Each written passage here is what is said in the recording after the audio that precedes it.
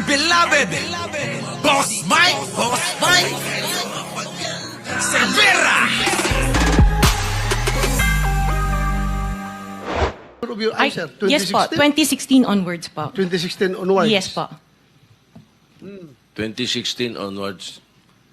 May follow-up Yeah, yes, ka sir. ba? Yeah, Okay. Go ahead, sir. Go ahead. Alright.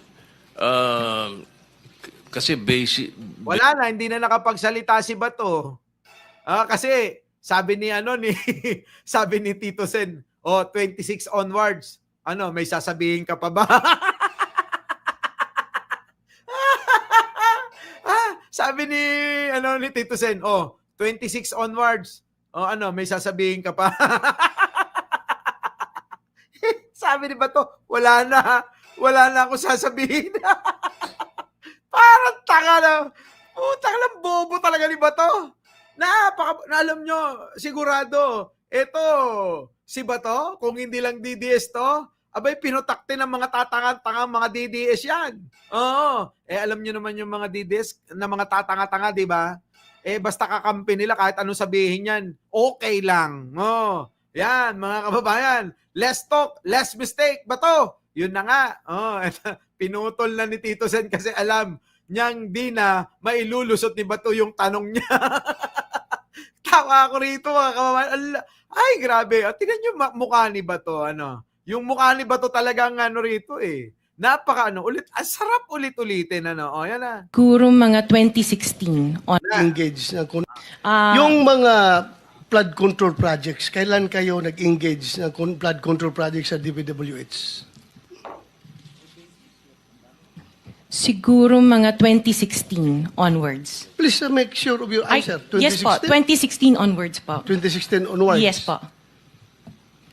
2016 onwards. May follow-up Yeah, yes, sir. ka ba? Yeah, Okay. Go ahead, sir. Go ahead. Alright. Kasi based on your... Una sa lahat, Di ba? Pati si Tito Sen nahirapan. Ano sabi rito, mga kababayan ko? Or else, I will file a case against you. Ay, go ahead! Go ahead! Ay, puki lang ina nyo! Oo, Tutang ina ko, tatakutin nyo sa ganyan. Tutang ina nyo. Di ba, mga kababayan? Huwag nyo ako tinatakot sa mga ganyan.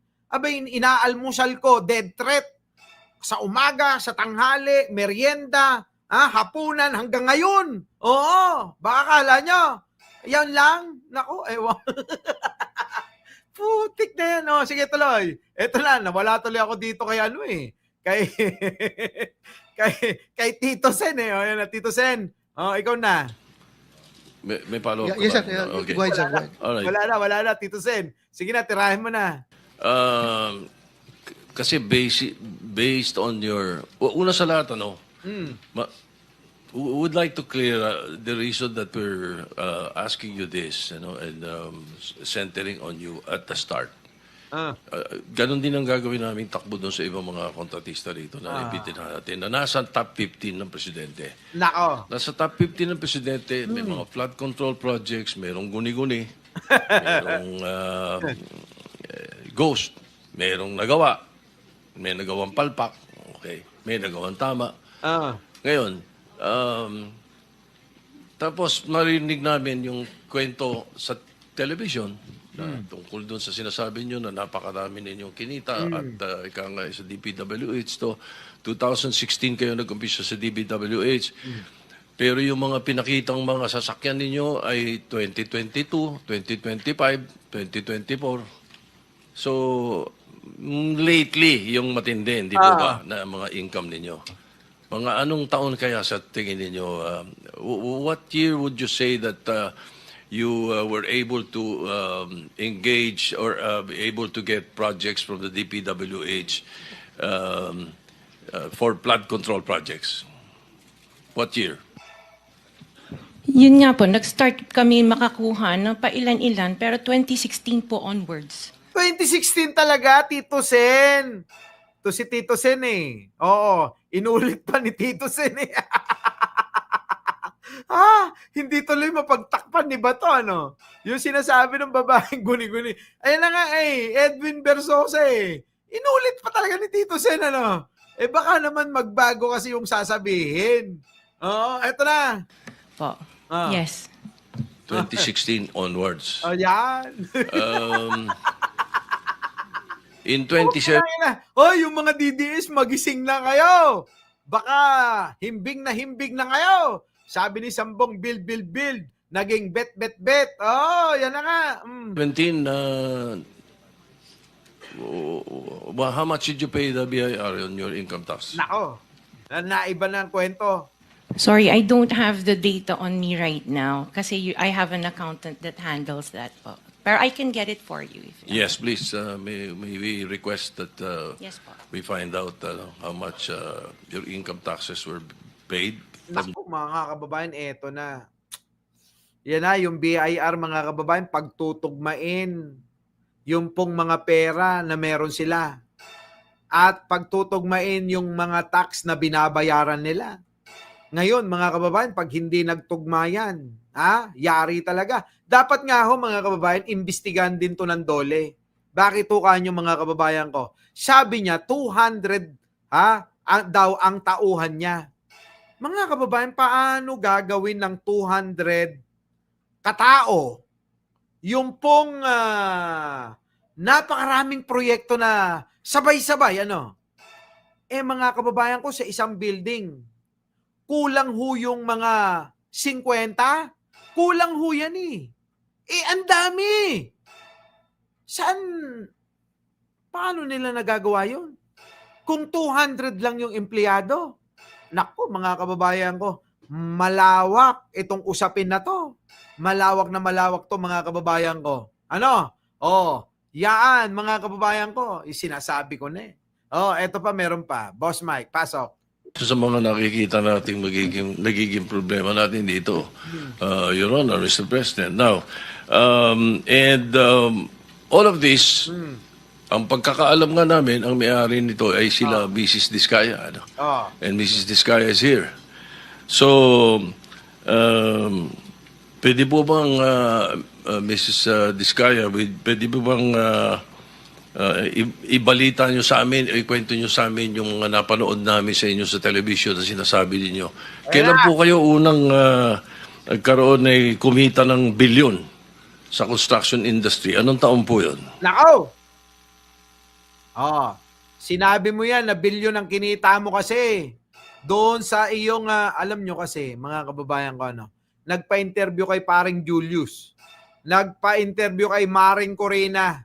Na na-issue pa na nagbayad siya ng tag 10 million Ngayon, mga kababayan ko, tinatanggi niya yung mga sinabi niya doon sa interview na yan. Eto na, mga kababayan ko. Tuloy. Good morning po. Billion po. Opo.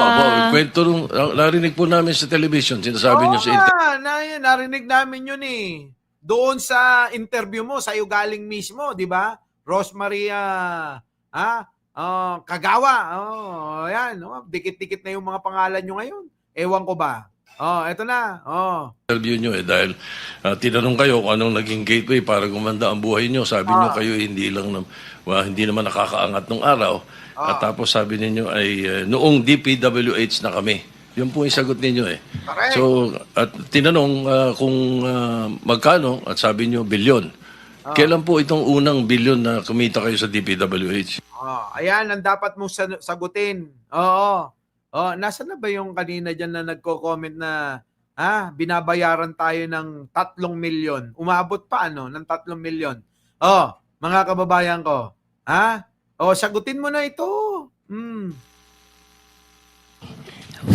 For the knowledge of everyone, so St. Gerard, Alpha and Omega, we have been in the construction business for 23 years.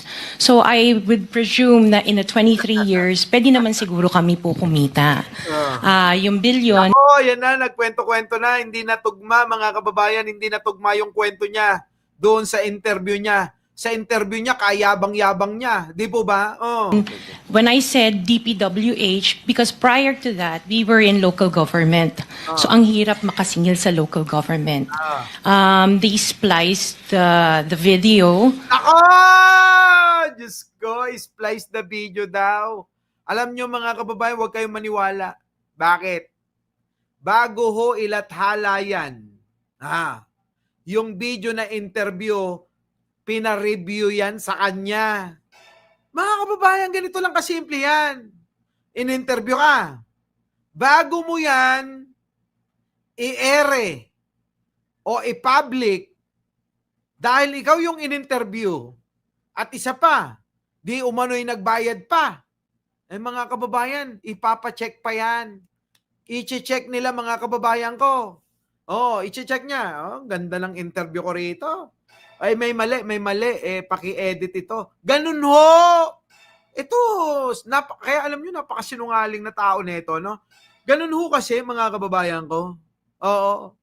Alam nyo kung paano? Ito, mali itong, na-edit na to, pwede pakibago. Pwede pakitanggal yung ganire. Ganun ho mga kababayan Bago ipa-ere. Tapos ngayon sinasabi niya, inedit daw. Mga kababayan, ano pong klase? Nga kami. Niloloko mo yung taong bayan That was taken of me and just mentioned the DPWH. So, contractor na po kami for 23 years. So you're Siguro pinabura din nila, no? Malamang sila rin ang nagpabura ng mga video na yon, ano? Kasi mga kababayan, hindi nyo na makikita yung interview ni Corina at interview ni Julius Babaw. Kundi yung mga re-upload na lang. Yun na lang yung makikita ninyo sa social media. Dinownload na ng mga netizen yan at chinap-chap mga kababayan. Di po ba? Tuloy. Lukon-lukon to. saying that the television station and the persons interviewing you edited your answers? I think so, sir, kasi I did mention that I was doing local government. Sinungaling, no, mga kababayan, no? Napakasinungaling, no? Sinungaling?